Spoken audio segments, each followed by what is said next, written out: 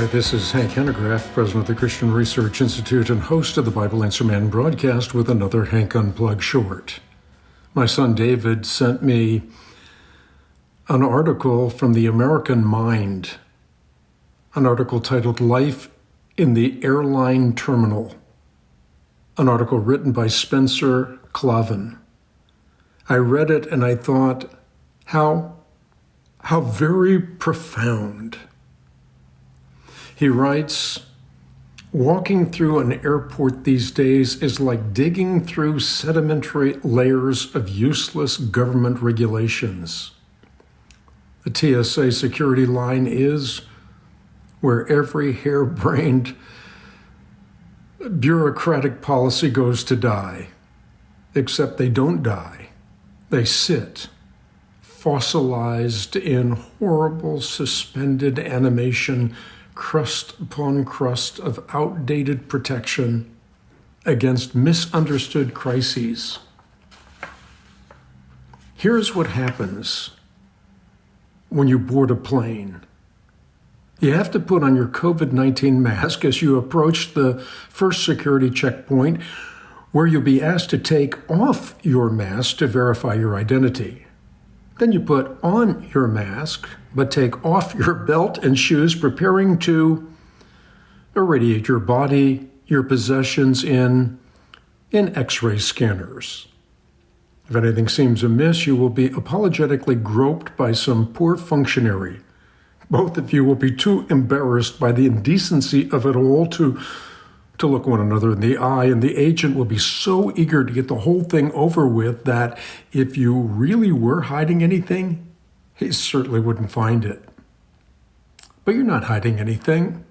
And yet all the same, if you forgot a bottle of water or toiletry kit in your bag, it will be emptied and thrown away because officials apprehended a man named Abdullah Ahmed Ali 15 years ago.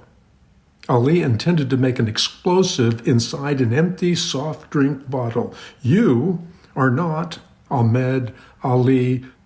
And anyway, if you were, you wouldn't be stupid enough to try the same thing twice. It doesn't matter. Down the drain goes your expensive cologne. Maybe you buy a $10 cardboard sandwich to eat on the plane, where you'll be accosted if you do not put on your mask between bites.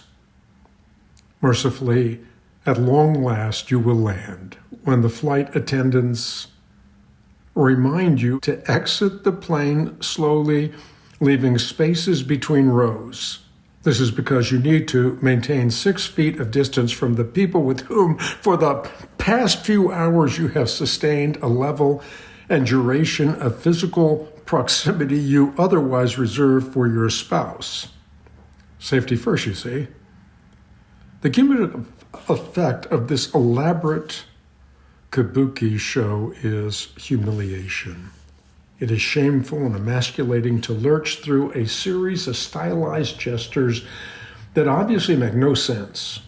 Everyone involved can see there is no coherent logic behind the several procedures which now govern airline travel. When tested, they do not particularly seem effective.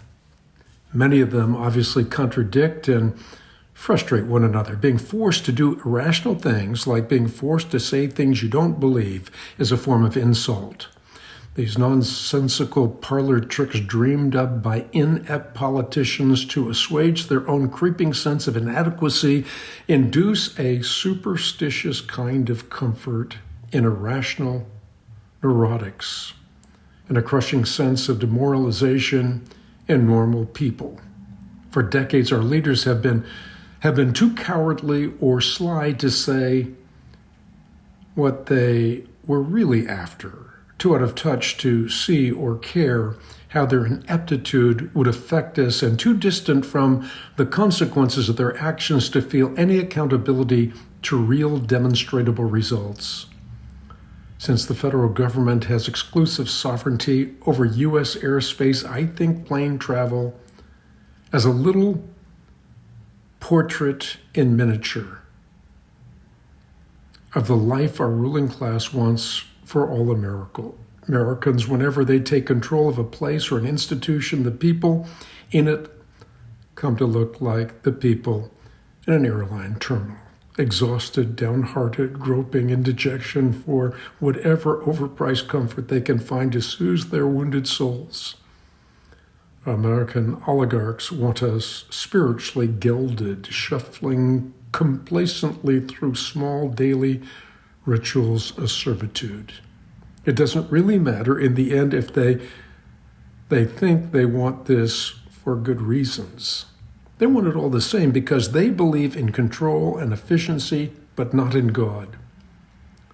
At a philosophical level, they are opposed to us, to the American idea and the tradition of self-government. What they are owed may be expressed in the totality by three little words: do not comply.